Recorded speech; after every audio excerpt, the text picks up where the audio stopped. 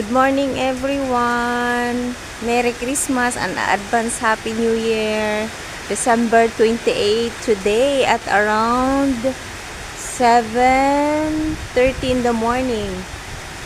So ayan, maulang kwait. O diba? Mas lalo nagpapalamig. O yun, may kulog pa. Naririnig nyo yun guys. Ang dilim.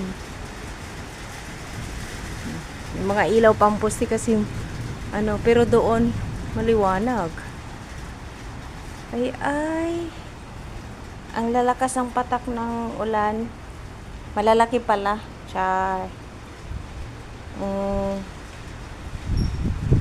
Inuulan sa Pilipinas ang piyesta. Ganun din dito sa Kuwait. Wow, nalarado ang lakas ng hangin.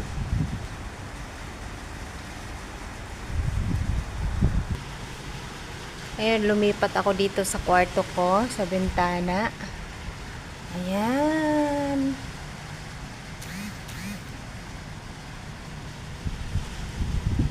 Ay, alamig. Ang hangin pa, oh. Yung malunggay doon, oh.